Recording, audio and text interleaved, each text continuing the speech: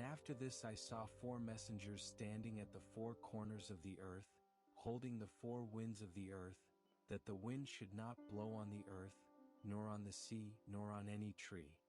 And I saw another messenger coming up from the rising of the sun, holding the seal of the living Elohim.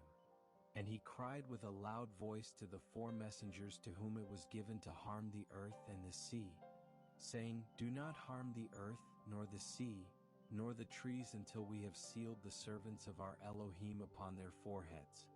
And I heard the number of those who were sealed, 144,000, sealed out of all the tribes of the children of Israel.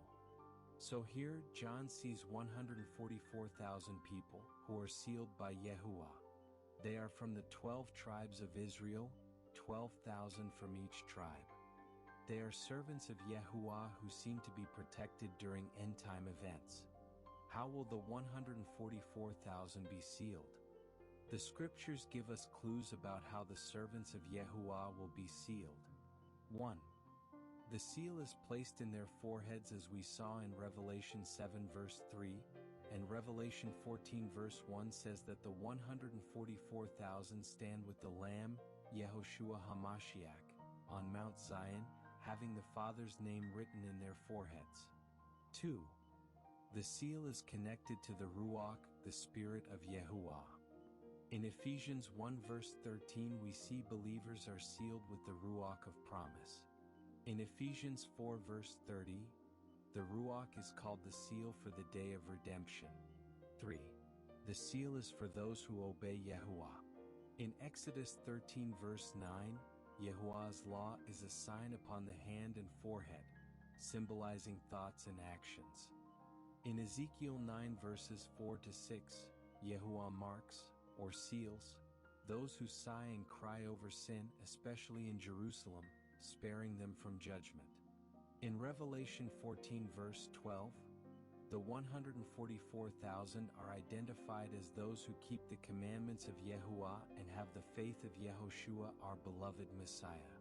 This suggests that Yahuwah's seal is linked to faithfulness, obedience, and devotion to Him.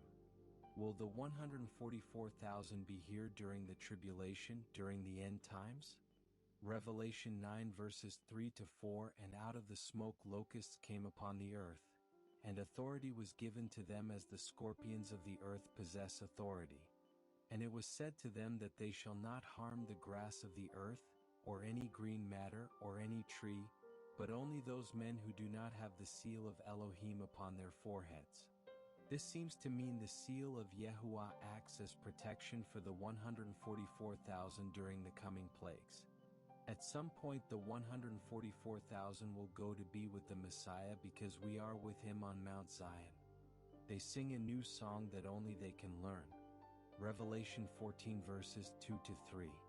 And I heard a voice out of the heaven, like the voice of many waters, and like the voice of loud thunder, and I heard the sound of harpists playing their harps.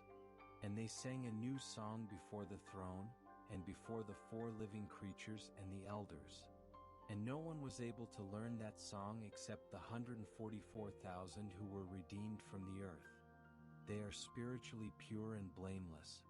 Revelation 14 verses 4 to 5. They are those who were not defiled with women, for they are maidens. They are those following the Lamb wherever He leads them on. They were redeemed from among men, being firstfruits to Elohim and to the Lamb.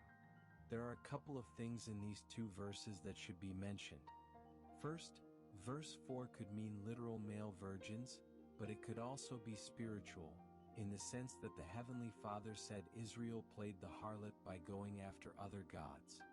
It could also be literal male virgins, but with the addition of women who were their father's heirs because their fathers had no son, as in the case of the daughters of Zelophehad in Numbers 27 verses 7 through 8.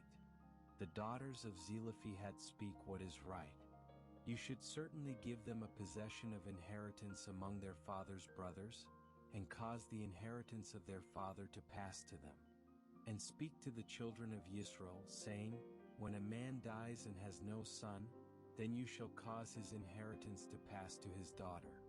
So verse 4 could be literal or spiritual. we will all know soon.